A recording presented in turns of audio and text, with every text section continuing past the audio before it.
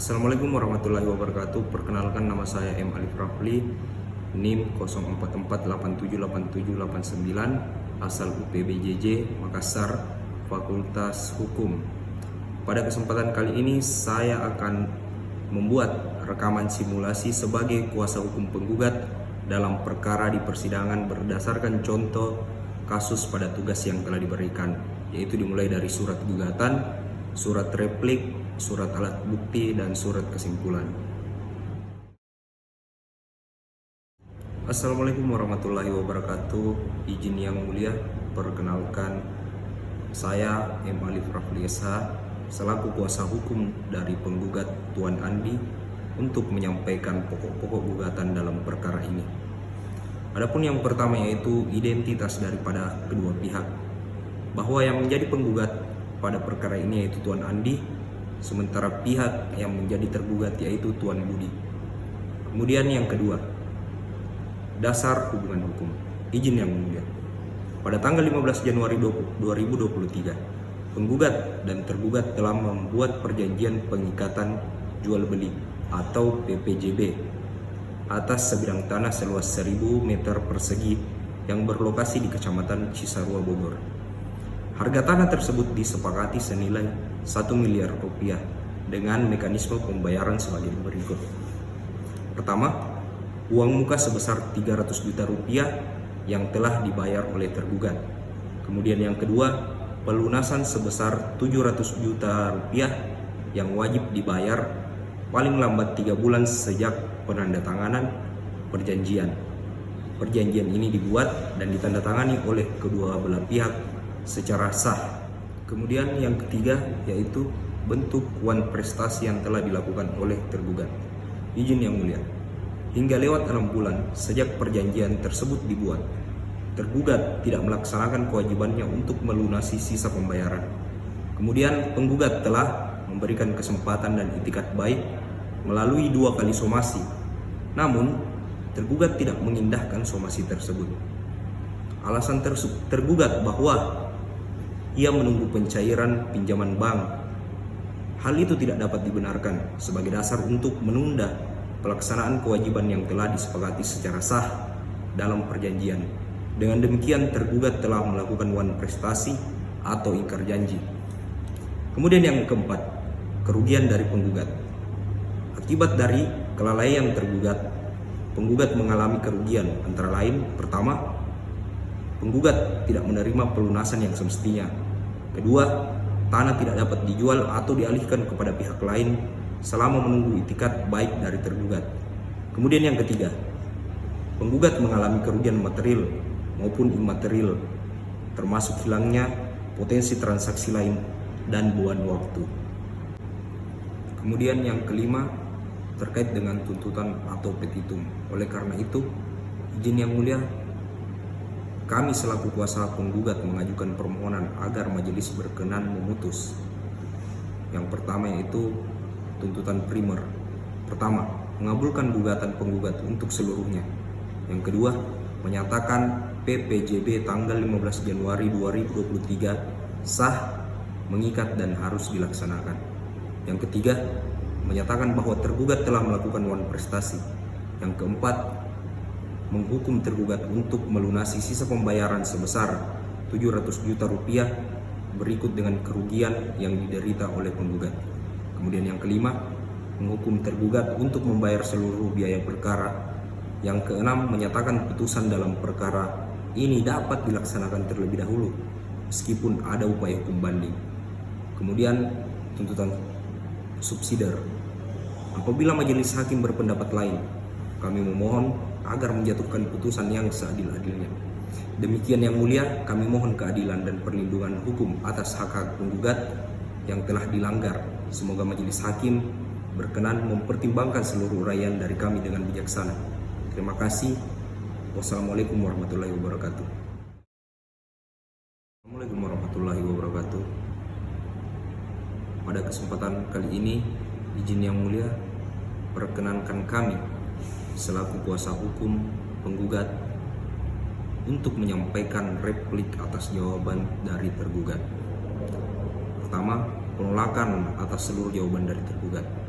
Izin yang mulia, pada kesempatan kali ini penggugat menolak seluruh jawaban dari tergugat, kecuali yang secara tegas diakui jawaban tergugat tidak didukung bukti yang sah dan tidak mampu menggugurkan pokok perkara bahwa tergugat telah melakukan wan prestasi terhadap perjanjian jual beli tanah pada tanggal 15 Januari 2023. Yang kedua, tentang perjanjian jual beli tanah. Penggugat mengakui adanya perjanjian jual beli tanah seluas 1000 meter persegi yang nilainya senilai 1 miliar rupiah. Namun, persoalan utamanya adalah tergugat tidak melunasi sisa pembayaran sebesar 700 juta rupiah yang wajib dibayar paling lambat tanggal 15 April 2023. Perjanjian tersebut ada dan sah, tetapi kewajibannya tidak dilaksanakan. Kemudian yang ketiga, alasan tergugat tentang pinjaman bank. Izin yang mulia, tergugat berdalih bahwa keterlambatan terjadi karena pinjaman bank belum cair. Dalil ini tidak dapat diterima sebab persoalan administratif pribadi bukan force majeure. Pasal 1243 KUH Perdata menegaskan bahwa keterlambatan tanpa alasan yang sah adalah wan prestasi. Inilah yang telah dilakukan oleh tergugat. Kemudian yang keempat, tentang klaim itikat baik. Tergugat menyatakan dirinya beritikat baik, namun faktanya permohonan perpanjangan waktu baru muncul setelah tenggat lewat dan setelah 2 kali somasi dikirimkan. Ini bukan itikat baik, melainkan respon terlambat setelah ditegur. Kemudian yang kelima, tentang tuduhan pembatalan sepihak. Penggugat membantah tuduhan bahwa ia membatalkan perjanjian secara sepihak. Pembatalan dilakukan karena tergugat lalai sesuai pasal 1267 KUH Perdata. Hukum memberikan hak bagi pihak yang dirugikan untuk menuntut pembatalan dan ganti rugi atas wan prestasi. Tindakan penggugat sepenuhnya sesuai dengan ketentuan hukum. Yang keenam, tentang balik nama dan sertifikat.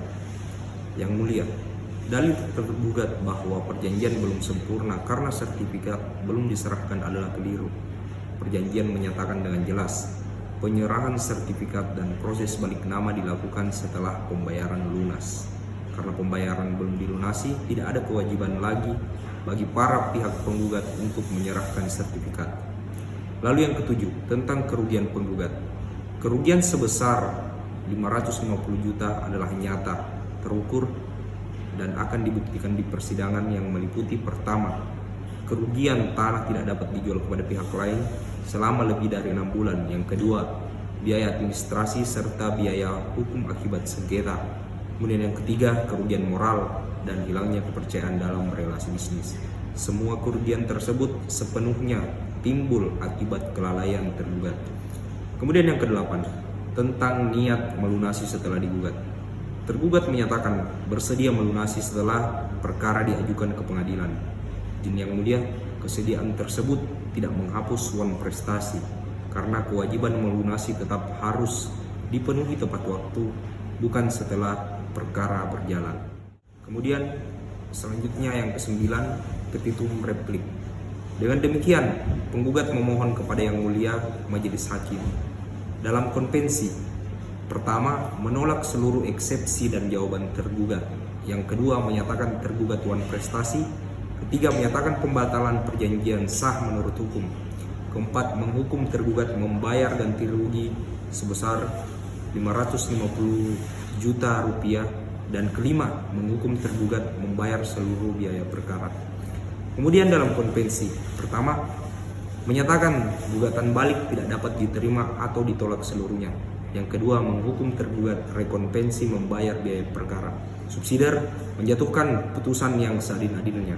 Demikian Yang Mulia, replik ini kami sampaikan atas perhatian dan kebijaksanaan Majelis Hakim. Kami ucapkan terima kasih. Wassalamualaikum warahmatullahi wabarakatuh. Assalamualaikum warahmatullahi wabarakatuh. Yang Mulia Majelis Hakim, dengan hormat pada kesempatan kali ini izinkan kami selaku kuasa hukum penggugat menyampaikan pokok alat bukti surat yang diajukan dalam perkara ini. Pertama, daftar alat bukti surat dari penggugat. P1. Perjanjian jual beli tanah tanggal 15 Januari 2023 membuktikan adanya perjanjian sah antara penggugat dan tergugat atas tanah 1000 meter persegi dengan harga senilai 1 miliar rupiah serta ketentuan pembayaran 2 tahap. P2. Bukti pembayaran uang muka sebesar 300 juta rupiah. Membuktikan tergugat telah membayar tahap pertama dan masih memiliki kewajiban pelunasan senilai 700 juta rupiah. Kemudian P3, somasi pertama. Bukti bahwa penggugat telah memberi peringatan resmi karena tergugat gagal melunasi pembayaran dalam waktu 3 bulan. P4, somasi kedua. Menunjukkan tergugat tidak menanggapi somasi pertama sehingga kelalaian semakin nyata. P5, bukti penerimaan somasi. Membuktikan tergugat benar-benar menerima teguran sehingga tidak dapat berdalih tidak mengetahui kewajibannya. P6, sertifikat hak milik.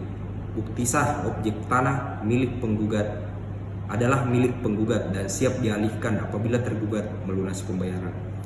Kemudian P7, bukti penilaian atau foto harga pasar tanah. Membuktikan adanya kerugian nyata karena tanah terikat dan tidak bisa dijual ke pihak lain akibat kelalaian tergugat. Kemudian, adapun inti permohonan dari penggugat. Berdasarkan seluruh alat bukti surat di atas, penggugat memohon kepada Yang Mulia Majelis Hakim untuk: yang pertama, menyatakan tergugat tuan prestasi. Yang kedua, menghukum tergugat melunasi kewajiban pembayaran, atau ketiga, membatalkan perjanjian dan mengembalikan kepada keadaan pada posisi semula. Keempat, menghukum tergugat membayar ganti rugi material dan imaterial. Dan yang kelima, menyatakan putusan dapat dilaksanakan terlebih dahulu. Demikian Yang Mulia, pokok alat bukti surat penggugat kami sampaikan. Wabillahi taufiq wal hidayah. Wassalamualaikum warahmatullahi wabarakatuh. Assalamualaikum warahmatullahi wabarakatuh. Yang Mulia Majelis Hakim, pada kesempatan kali ini dengan hormat kami selaku kuasa hukum penggugat menyampaikan poin-poin kesimpulan antara lain sebagai berikut. Yang pertama, fakta yang terbukti di persidangan. Pertama, perjanjian jual beli tanah tanggal 15 Januari 2023 adalah sah dengan harga senilai 1 miliar rupiah. Kedua, pembayaran disepakati 2 tahap dan tergugat hanya membayar uang muka sebesar 300 juta rupiah. Yang ketiga, sisa pelunasan sebesar 700 juta rupiah tidak dibayar hingga lewat 6 bulan dari batas waktu yang telah disepakati. Kemudian yang keempat, 2 kali somasi telah dikirim oleh penggugat dan tidak digubris. Kemudian yang kelima, alasan tergugat mengenai kredit bank belum cair tidak dapat dibenarkan karena pembiayaan adalah tanggung jawab pribadi dari tergugat. Kemudian yang keenam, kelalaian tergugat menyebabkan kerugian nyata, yaitu tanah tidak bisa dijual, kerugian finansial, dan biaya administratif. Adapun kesimpulan hukum.